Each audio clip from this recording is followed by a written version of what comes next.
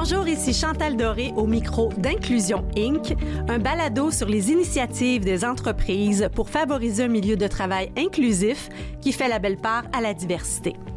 Inc. comme inclusion, Inc. comme incorporé qui réfère aux entreprises ou organisations, qu'elles soient à but lucratif ou à vocation sociale, les entreprises ont un rôle fondamental à jouer comme milieu d'accueil.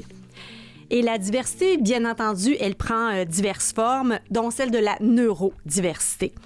Pour cet épisode du balado Inclusion Inc., nous causerons d'une application innovante, Mon employé autiste, auquel a collaboré notre invité. Alors, je vous présente Marc Lenovaz, qui est chercheur au Centre de recherche, et là, il va m'expliquer l'acronyme IUSMM, et professeur titulaire responsable des études de premier cycle à l'Université de Montréal. Bonjour, Marc. Bonjour, mais merci beaucoup pour l'invitation. Merci d'être avec nous. Donc, qu'est-ce que l'Institut universitaire?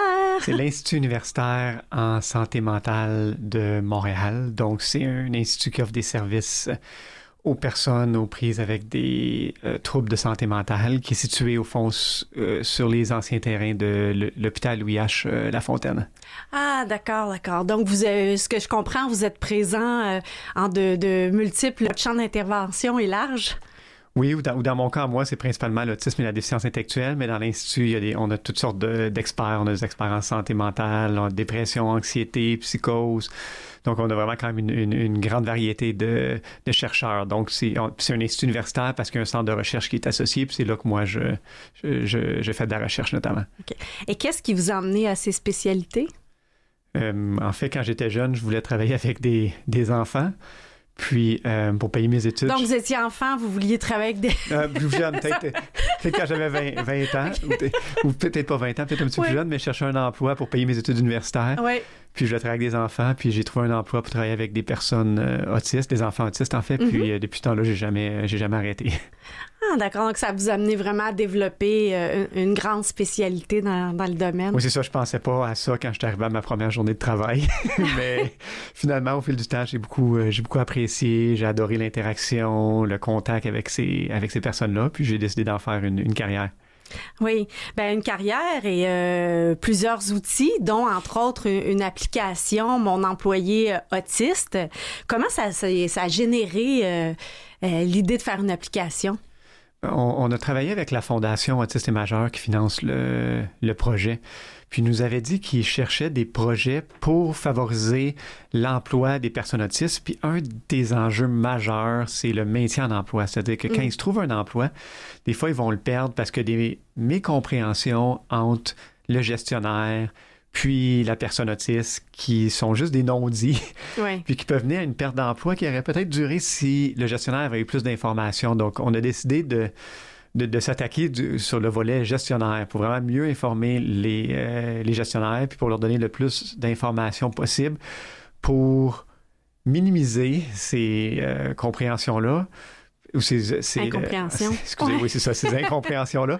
Puis aussi pour leur donner de l'information, même s'il n'y a pas d'incompréhension, ça peut faciliter l'intégration à long terme s'ils ont d'informations exactes. Puis s'ils savent où aller chercher de l'aide aussi. Tu sais, ça va pas bien, il y a des endroits où on peut aller chercher de l'aide aussi. Puis l'application peut nous aider avec ça également. Oui. Mais j'imagine du côté du recrutement aussi. Ah, quoique c'est pas écrit dans notre front, l'autisme. Donc, si quelqu'un postule à un emploi, la personne n'a pas nécessairement dévoilé qu'elle appartient à une neurodiversité. Non, absolument. Donc, c'est sûr que le plus d'informations qu'on a, le mieux ça nous permet de soutenir l'ensemble des personnes parce qu'il y a plusieurs pratiques. Il y a un des modules qui se conseille des façons d'intervenir avec son employé. Puis honnêtement, c'est des meilleures pratiques pour intervenir avec n'importe quel employé. Là. Ça se limite pas juste à l'autisme. Fait que si on peut ouvrir l'esprit un peu des gens, leur donner des bonnes stratégies, on espère que ça peut les aider à se faire embaucher, mais surtout, puis comme je dis, l'objectif principal, à garder leur emploi. Oui, parce que c'est triste quand on a enfin réussi à trouver un emploi. Non seulement on a une perte de revenus, mais on a une perte au niveau de notre fierté. Ça reste pas facile là, de perdre un emploi. Absolument. Je veux dire, c'est pas facile pour personne qu'on soit autiste ou pas. Exact. Ça vient chercher notre estime de soi. Ça a plein d'impacts au-delà des impacts financiers. Puis, je pense que si on veut favoriser la participation sociale, on veut minimiser ces situations-là. Mm-hmm. On va parler tout à l'heure en détail des 5 modules, ce qui nous permettra peut-être de creuser les réactions et comment des fois on n'arrive pas à bien comprendre. Donc, vous allez pouvoir un peu nous éclairer sur tout ça. Mais je voulais voir si vous avez eu, dans le cadre de votre carrière, à réaliser d'autres types de projets en lien avec l'autisme. Oui, on en a fait beaucoup. Ouais. Je pense qu'un de nos plus gros succès était il y a 1 an ou 2. On a lancé une application dans la peau d'une personne autiste. C'est de la réalité virtuelle. D'accord. La réalité virtuelle, Ouais, comment ça se passe? Tu mets le casque, puis là, on essaie de simuler l'autisme. Évidemment, on peut jamais simuler parfaitement n'importe quelle condition. On exagère des symptômes que nous rapportent les personnes autistes pendant qu'ils portent le casque. Puis on visait vraiment à sensibiliser la population générale à l'autisme. On a eu des beaux succès à ce niveau-là. Dans quel contexte les gens pouvaient essayer ce casque de réalité virtuelle? Mais nous, on le conseille pour les employeurs qui embauchent des personnes autistes, par exemple, pour sensibiliser le reste de leur personnel. Ça a été aussi utilisé, une bonne utilisation, c'est à l'USMM. On est allé rencontrer le personnel de cuisine. C'est pas nécessairement des experts en santé mentale, c'est des gens qui travaillent en cuisine, mais ils côtoient ces gens-là à chaque jour. Donc, on est allé pour leur faire essayer l'application, pour les sensibiliser aux différences. Donc, on veut vraiment sensibiliser les employés qui côtoient d'autres personnes autistes, ceux qui travaillent auprès des personnes autistes aussi, puis les futurs professionnels, donc dans les programmes de formation notamment. Là. Et là, expliquez-moi, là, je mets le casque sur mes yeux, là, qu'est-ce qui se passe? Mais on est à un étage, un peu comme un bureau ici en fait. On arrive à un certain étage d'un immeuble, puis là, on doit trouver le bureau de notre dentiste. Mais nous, on simule une certaine surcharge sensorielle qui rend la tâche quasi impossible à faire. Par surcharge sensorielle, on parle de quoi? Beaucoup de lumière, beaucoup de bruit. Que vous rajoutez. Qu'on a rajouté, oui. On a flouté le tableau avec les numéros de bureau. Fait qu'au fond, la tâche n'est pas vraiment possible à faire. Fait que t'as pas compris ce qui se passe. Fait qu'il faut que tu essaies des portes au hasard. Puis quand tu essaies une porte puis tu ouvres la mauvaise, tu te fais chicaner. Okay. Donc, ça fait que les gens... Ça va chercher beaucoup le côté émotionnel des gens, le côté affectif. Ouais. Puis on nous rapporte souvent que c'est ça qui leur fait réaliser à quel point, oui, c'est une tâche qui peut peut-être sembler facile pour certaines personnes, mais pour d'autres personnes qui sont neurodivergentes, c'est difficile, puis il ne faut pas nécessairement les juger ou les critiquer parce qu'ils ne font pas la bonne chose. Peut-être qu'ils n'ont juste pas compris ou qu'il y avait trop d'informations puis qu'ils n'ont pas pu se concentrer sur ce qu'ils faisaient, là. Oui, parce que c'est sûr que l'autisme est un spectre, on le dira jamais assez, là, ça prend toutes sortes de couleurs, de formes, mais je sais que vous vous occupez de déficience intellectuelle aussi, mais on n'est pas dans la déficience intellectuelle. Pas dans ce cas de ces applications-là, pas dans le cas de mon employé autiste. Peut-être pour être utilisé avec des gens qui ont une déficience intellectuelle, ce qu'on dirait légère.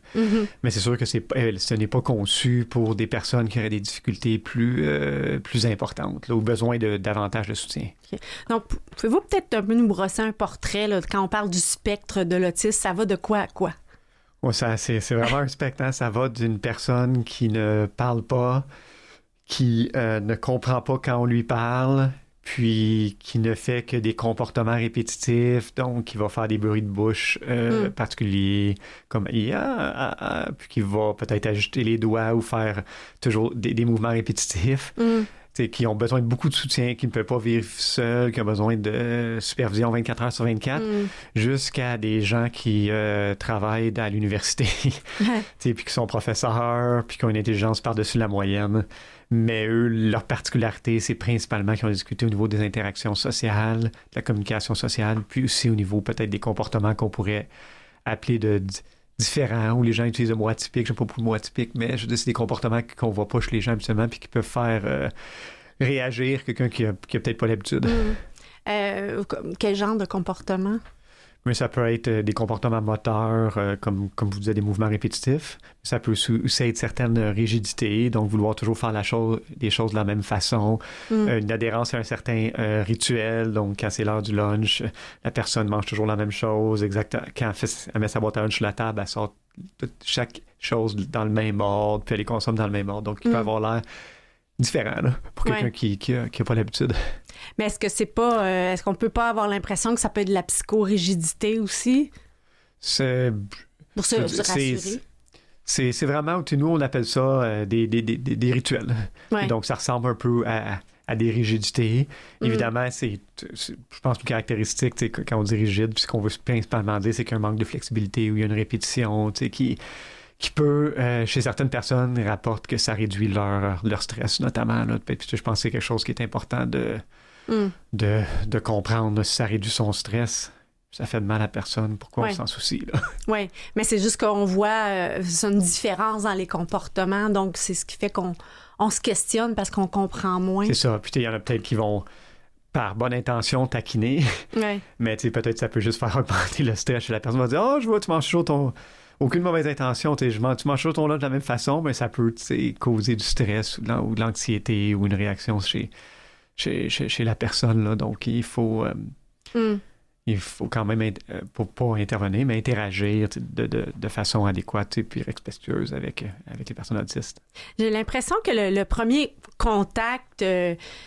dans la culture populaire du phénomène de l'autisme, moi, j'ai l'impression, en tout cas, j'ose penser à Rain Man. J'ai l'impression au film Rain Man, d'Dustin Hoffman, que pour beaucoup de gens, en tout cas pour moi, c'est la première fois que j'étais sensibilisée et on voit ces tics-là qui sont doublés d'une intelligence phénoménale sur des volets spécifiques, là, comme compter, avoir une mémoire photographique aussi. C'est pas quelque chose qui est très commun. Okay. C'est ça qui est un peu triste parce que le film de Rain Man indique que c'est quelque chose qu'on voit beaucoup. Là. Moi, j'ai travaillé avec énormément d'autistes, puis c'est assez rare que j'ai vu des caractéristiques comme ça, mais ça peut arriver. Puis ça fait partie justement, quand tantôt je parlais des comportements répétitifs, peut avoir des intérêts restreints. Donc, si tu as un intérêt très restreint, que tu adores, puis que tu passes 12 heures par jour à le faire, éventuellement, tu vas devenir quand même assez bon. Mais c'est un mythe commun, là, tu sais, que qui sont capables de faire des mathématiques dans leur tête ou qui... c'est la bonne personne à emmener sont tous pour... des ingénieurs. Ouais. C'est vraiment pas le cas. Il y a quand même une grande variance. Bien, j'ai vu un organisme qui se spécialise dans le placement des personnes autistes, Auticon. Oui. C'est au niveau du développement logiciel, justement, là où on a l'impression, c'est un geek qui est dans son monde, puis on a l'impression qu'il y en a plus, mais est-ce que c'est une perception? Mais tu sais, c'est sûr qu'il y en a plus. Il pourrait y en avoir plus dans certains emplois. Ils demandent moins d'interaction sociale. Là, parce que naturellement, il y a certaines personnes autistes qui vont quand même aller vers le social. Il y en a là, des travailleurs sociaux autistes, mais c'est sûr qu'il y en a beaucoup qui préfèrent des emplois qui demandent moins d'interaction comme le génie logiciel ou la programmation. Mais même là, tu sais, une anecdote, nous, l'application a été développée par Auticon. Donc, on a fait affaire avec eux. Puis, ils ont besoin quand même d'interaction sociale parce que moi, je devais parler avec mon programmeur à toutes les semaines ou à toutes les 2 semaines pour interagir avec moi. Donc, tu sais, il y a peut-être moins d'interaction que dans mon travail de psychoéducateur, c'est sûr. Mais il y a quand même de l'interaction à avoir. Là. Puis, je dois dire, j'étais excessivement satisfait du travail qui est fait pour nous, là. Je me rappelle d'avoir travaillé dans une boîte en TI et il y avait une des chefs de projet qui était autiste et je trouvais qu'elle était très, très englobante avec les gens, elle leur parlait beaucoup. Puis à un moment donné, j'ai dit, j'avais l'impression que les gens autistes n'étaient pas très forts dans les interactions sociales. Elle m'a dit, moi personnellement, je m'en fous, mais elle dit, on m'a dit que comme gestionnaire, c'est ça qu'il faut que je fasse. Oui, parfois c'est appris, c'est-à-dire que peut-être que ça ne vient pas naturellement pour les gens de faire cette interaction-là avec les autres, mais surtout avec ceux qui ont une plus grande intelligence, même avec les gens qui ont plus de difficultés, on peut leur enseigner des habiletés sociales, puis ils apprennent comment interagir. Il peut y avoir un petit peu plus de défis quand il y a des imprévus, quand il y a des choses que ils n'ont jamais vues auparavant, puis là, comment on interagit, mais je veux vraiment stresser, puis vous l'avez dit, c'est un spectre, là, fait que il y en a qui ont des difficultés plus minimes à certains niveaux, puis des plus grosses difficultés à un autre niveau. Là. Et un autre volet dont on parle souvent, c'est peut-être la difficulté de comprendre les expressions faciales, le non-verbal. Oui, ça peut être difficile. Ouais. Donc, notamment dans l'application, on mentionne que c'est important d'être clair. Cela dit, on parle souvent d'autisme, mais même avec des employés typiques, il faut être clair, là, les mésentendus ou les incompréhensions qui peuvent arriver parce que quelqu'un a été indirect. Je veux dire, ça arrive même dans les milieux de travail où il n'y a pas de personne autiste. Puis ça arrive souvent. C'est ça. Là, je pensais que tu avais dit que moi, j'avais compris plutôt telle affaire. C'est ça.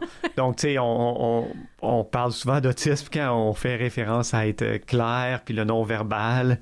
Mais je pense qu'on mérite, avec n'importe quelle personne, de pas seulement utiliser notre non-verbal, mais aussi d'être explicite, là.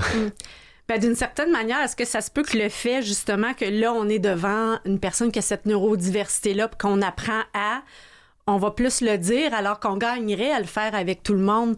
Mais quelqu'un qui est pas dans le spectre de l'autisme dira peut-être pas je suis pas sûre que c'était clair, ou osera peut-être pas vous clarifier alors qu'il gagnerait à le faire. C'est ça. Puis tu sais, moi, je soupçonne fortement, évidemment, c'est juste mon opinion personnelle, que c'est qu'un gestionnaire qui intègre bien une personne autiste devient un meilleur gestionnaire en général. Oui. Parce que, tu sais, il apprend des stratégies pour aider la personne autiste, puis ça lui permet de l'appliquer avec d'autres employés qui pourraient aussi en bénéficier.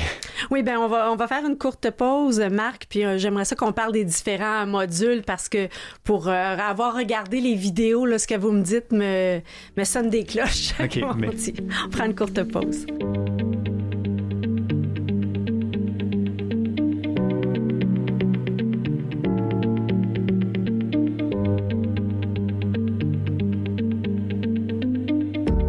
De retour au balado Inclusion Inc., Chantal Doré avec notre invité Marc Lenovaz, qui est chercheur au Centre de recherche Institut universitaire en santé mentale de Montréal.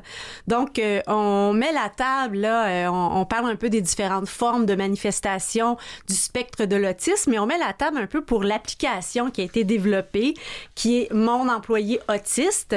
Et Marc va nous expliquer un peu qu'est-ce qu'on retrouve dans cette application. C'est ça, mais l'application contient 5 modules. Donc, chaque module a sa fonction. Le premier module, on évalue les connaissances du gestionnaire envers l'autisme. Donc, c'est simplement un questionnaire de connaissances avec des vrais ou faux. C'est des questions, il y en a une trentaine.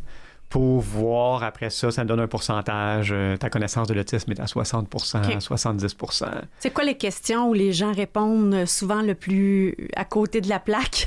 Honnêtement, je vais être transparent avec vous, je ne le sais pas encore. On n'a pas encore étudié les résultats. On est en train de faire un projet de recherche qui n'est pas terminé. D'accord. Donc, on n'a pas encore regardé lesquels exactement, mais il y en a quelques-unes qui sont quand même difficiles. Par exemple, les différences au niveau moteur qui peuvent être que les gens ne sont pas nécessairement au courant. C'est sûr que les questions comme plus sur la prévalence, les gens sont de plus en plus au courant puis en entendent parler sur les habiletés sociales, mais je pense que c'est plus sur les subtilités que les gens vont avoir des défis. Oui. Okay. Donc, on mesure un peu notre connaissance dans ce premier module-là. On a notre résultat en ligne. Et le deuxième module est plus... est-ce que c'est les témoignages, le deuxième module? Non, le deuxième module, c'est des vidéos humoristiques qu'on a créées. On nous avait demandé, au fond, d'essayer de rendre l'application la plus engageante possible, dans le sens où... Quand on développe des applications, des vidéos informatives, on se rend compte assez rapidement que les gens les écoutent pas au complet si c'est trop long. Ouais. Puis si c'est seulement informatif, parce qu'on va pas nécessairement chercher ici ou viser un conseiller en inclusion puis diversité, où est-ce que lui va prendre le temps de faire une formation, puis c'est son intérêt. On vise vraiment les gestionnaires de plancher, ton gestionnaire dans l'usine, ton gestionnaire j'aime bien dire chez Pierre Patate. Les gens Moi, que c'est je vais chez Paul Patate, mais en tout cas. Mais des gens pour qui le DI ou la diversité puis l'inclusion, c'est peut-être pas leur passion. Non, puis c'est pas un concept qu'on dissèque, c'est vraiment une réalité face à OK, je suis face à une situation que je comprends pas, donc là je vais aller chercher de l'information. C'est ça. Donc on a voulu, pour garder l'attention des gens, on a voulu faire les vidéos avec un côté humoristique. Fait qu'on a un patron qui est un peu niais, qui fait des faux pas, si je peux dire ainsi, avec une personne autiste à sa première journée, ou lors de sa première journée de travail, ou ses premières journées, puis à ce moment-là, elle réagit, puis elle éduque un peu notre patron qui a des difficultés. Oui, ben j'ai trouvé ça sympathique. J'ai écouté les vidéos cette semaine. Je me suis demandé justement pourquoi vous aviez mis le personnage du patron dans une posture un peu, bon, vous l'avez dit niais, là, mais il a l'air plein de bonne volonté, mais effectivement, tu te dis, t'aurais dû t'éduquer avant, là, mais c'était vraiment dans le but d'amener une touche d'humour. C'est ça. C'est dans un but d'amener une touche d'humour, puis aussi pour pas que les gens aient peur de poser des questions. Parce que malgré ces défis aux gestionnaires ou aux patrons, ils posent quand même des bonnes questions. Puis je pense qu'on veut encourager. Quand on n'a pas l'information, moi, j'encourage les gens à poser la question à leur employé. Là, c'est la meilleure façon d'avoir l'information. Fait que ça nous a permis à la fois d'aller chercher l'humour, puis à la fois de montrer que c'est peut-être pas nécessairement mauvais de poser des questions, puis c'est normal qu'on se connaît pas. Tout en commençant, on peut pas tout savoir. Là, je prends l'exemple de moi. Moi, je suis un expert en autisme, je suis un psychoéducateur, mais si vous me demanderiez aujourd'hui de vous parler de psychose, pourtant je suis dans le domaine, là, c'est mon travail, je côtoie ça, j'enseigne à l'université, mais pourtant je ne pourrais pas vous parler de psychose, fait que c'est normal qu'on n'a pas toute l'information. Oui. Ben, j'ai trouvé aussi que peut-être ça aidait en le personnifiant de cette manière-là, le gestionnaire, que si on se pose les mêmes questions que lui, on se dit, ben, s'il se posait la question, c'est normal que je me la pose aussi. Donc, ça ouvre la discussion. J'espère, oui, on espère que ça ouvre l'esprit des gens, puis que ça fait... Puis, je veux dire, même si la personne a plus de questions par la suite, au moins, elle s'est intéressée à la problématique, elle a eu une introduction à certains enjeux qui sont liés, parce qu'on fait une brève introduction de c'est quoi l'autisme. Après ça, comment accueillir une personne autiste en milieu de travail, puis quelques petites stratégies si la personne semble avoir des difficultés. Oui. Donc, comment on fait pour intégrer une personne en milieu de travail? Mais je pense, il faut comprendre que c'est un employé comme les autres. Donc ça, c'est un message qu'on a essayé de passer. C'est un employé comme les autres. Je trouvais ça bien, justement, qu'elle lui disait, ben comment tu fais d'habitude pour intégrer quelqu'un? Ben, elle dit, je fais ça. Ben, elle dit, t'es bien parti, là. C'est ça. Puis c'est sûr qu'il faut parler avec la personne, voir est-ce qu'elle a des besoins particuliers ou des caractéristiques particulières qu'on devrait savoir pour pouvoir adapter. Parler de communication avec elle, de voir comment elle préfère qu'on communique, puis d'être vraiment clair, là. Je pense que c'est ça. Puis comme je dis, il y a tellement de non-verbal qui se passe dans les milieux de travail, comme on parlait tantôt, des difficultés à le décoder, que je pense que c'est quelque chose qu'il faut être très prudent. Oui. Ben en fait, je trouve que c'est des discussions qu'on n'a pas toujours, parce que si on inclut une personne, c'est rare qu'on va lui dire comment veux-tu que je communique avec toi? Je sais pas moi, est-ce que c'est plus clair pour toi si je t'appelle ou si je t'écris sur Teams ou si je t'envoie un courriel?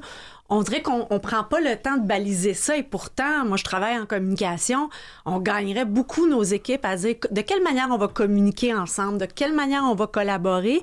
C'est comme si là la personne dans le spectre de l'autisme pas nous force, mais nous amène un peu à discuter de choses qu'on devrait toujours discuter. Absolument. Puis pour ça, je vais répéter ce que j'ai dit tantôt. Moi, j'ai l'impression que ça fait des gestionnaires des meilleurs gestionnaires après, parce qu'ils comprennent des choses, ils comprennent qu'on est tous différents, là, on a tous des modes de communication différents. Je veux dire, on est tous un peu divergents, là. Les uns des autres, on a toutes nos préférences. Puis je pense que ça devrait être fait pas seulement avec la personne autiste, là. Oui. Donc, quand on parle vraiment peut-être de stratégie spécifique, est-ce que c'est possible de nous donner des exemples, mettons des besoins particuliers? Spontanément, je vais penser au bruit, là. Est-ce que ça pourrait être... est-ce que mon bureau peut être dans une zone particulière ou faire plus de télétravail? On demande à la personne, parce que c'est un mythe que toutes les personnes autistes sont dérangées par le bruit. Il y a une plus grande prévalence, on s'entend, là, mais c'est pas tout le monde. Fait qu'on lui demande, on dit, écoute, toi, c'est quel environnement? Est-ce qu'il faut que ce soit plus silencieux? Est-ce que t'aimes mieux quand c'est plus silencieux? Est-ce que ça te dérange quand il y a du monde? Fait qu'évidemment, mettre la personne dans un endroit plus calme, mais pas nécessairement en retrait, parce que, tu sais, on veut pas non plus l'exclure. On veut que les gens y parlent, on veut qu'il y ait des interactions. Fait que c'est de trouver des solutions avec eux. Peut-être ça va être un casque qui annule le bruit, ou qui masque, je cherchais le mot, qui masque le bruit. Oui. Tu sais, des stratégies comme ça. Bien sûr que moi, la stratégie, puis je me répète depuis tantôt, mais c'est vraiment consigne claire, précise. Je veux dire, je pense que on gagne à faire ça avec tous les gens qu'on travaille, tu sais, fait avoir des attentes claires, puis les dire clairement, puis les exprimer de différentes façons, fait que peut-être qu'on peut l'expliquer oralement, donner une liste Donc, un checklist, par exemple, de choses à faire. C'est ça, qui peuvent aider, mais ça varie, puis c'est un spec, là. Fait que, ça sera pas la même chose si tu intègres un prof d'université. Tu y arrives avec un checklist de si laver tes mains quand tu reviens des toilettes, ça serait un peu... Versus quelqu'un qui prépare des sandwichs au Saint-Hubert. Tu sais, là, peut-être qu'il va y avoir une différence dans l'intégration qu'on fait. Fait que c'est pour ça que c'est aussi difficile de développer des applications comme ça, parce qu'on veut pas tomber trop dans la caricature. On veut donner le plus d'informations possible. Donc, c'est pour ça que vous ramenez le rôle face à poser la question pour connaître la spécificité. C'est ça.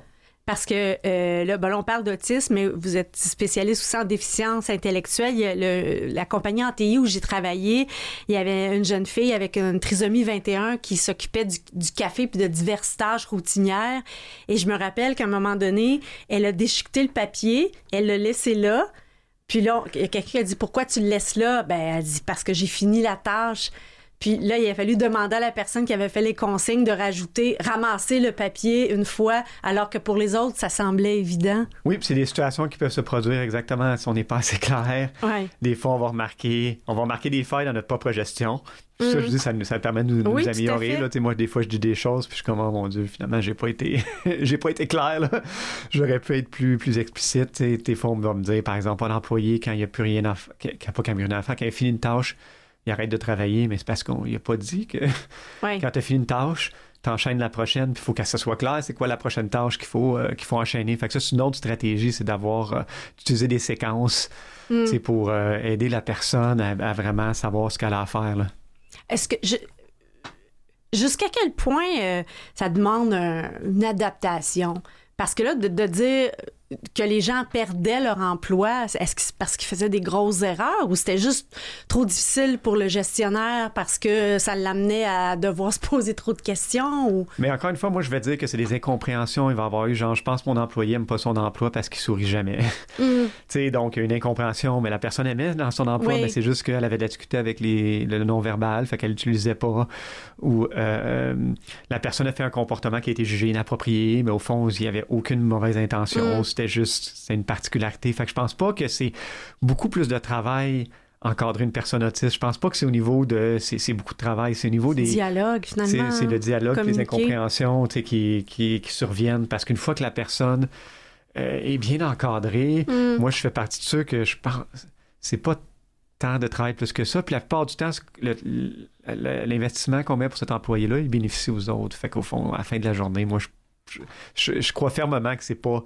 Oui, il faut faire des adaptations, mais je pense que ça fait bénéficier l'entreprise dans l'ensemble. Ben voilà une belle conclusion. J'invite les gens, on tape mon employé autiste, on peut en savoir plus sur l'appli, sinon on peut la télécharger simplement. Merci beaucoup, Marc, d'avoir été avec nous. C'est ainsi que se conclut notre épisode d'Inclusion Inc. On se retrouve prochainement. Au revoir.